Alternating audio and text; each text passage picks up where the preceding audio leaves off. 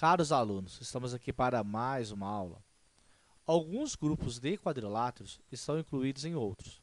Desenhe um exemplo adequado de quadrilátero em cada região do diagrama. Bom, revisando. Então, quadriláteros têm características específicas próprias dele e características comuns a outros quadriláteros.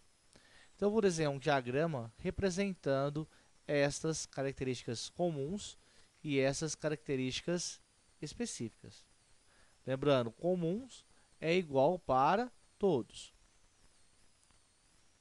Tem aqui, vou representar esse espaço como sendo os quadriláteros convexos. Então, neste espaço, eu vou colocar todos os quadriláteros convexos. Lembrando que convexo é quando eu posso traçar dois pontos aleatórios no interior da figura, traçando o segmento de reta por esses dois pontos, o segmento de reta está totalmente no interior. Então, todos os quadriláteros desenhados neste interior são convexos. Então, trapézio é um quadrilátero convexo. O que é um trapézio? É todo quadrilátero que apresenta um par de lados paralelos. Então, este conjunto vermelho, é o conjunto dos trapézios.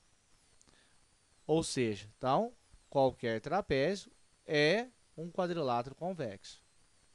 Então, lá, o trapézio, um par de lados paralelos. Então, todo o conjunto vermelho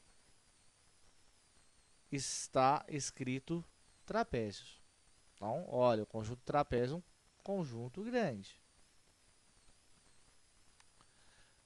Paralelogramo é todo quadrilátero que apresenta dois pares de lados paralelos. Então, nota que esse conjunto verde representa os paralelogramos. Então, paralelogramo é todo quadrilátero que apresenta dois pares de lados paralelos. Ou seja, todo paralelogramo, que é esse conjunto verde, está dentro do conjunto dos trapézios. Ou seja, todo paralelogramo é um trapézio também. Ou seja, tem características em comum com o trapézio. Por quê?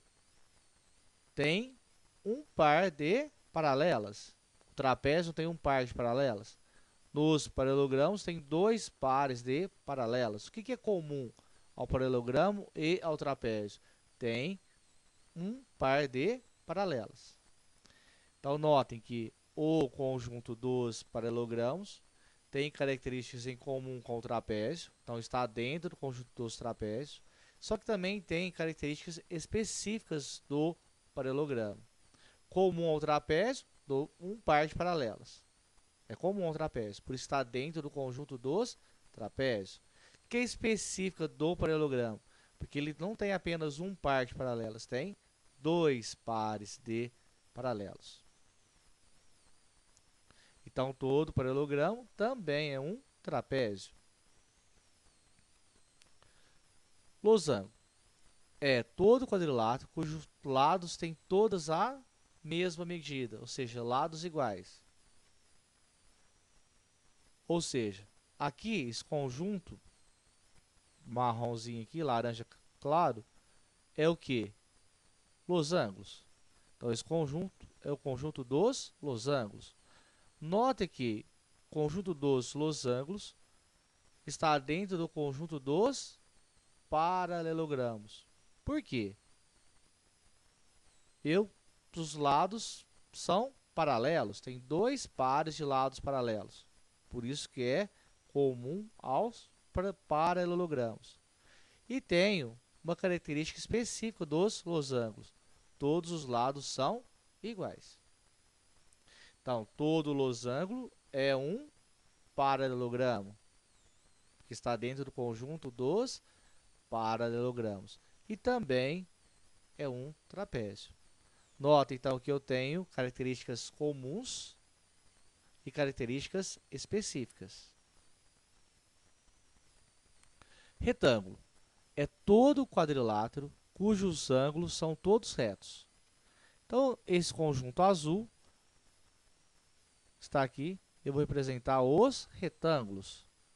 Ou seja, algumas características do retângulo é comum com os paralelogramos. Por quê?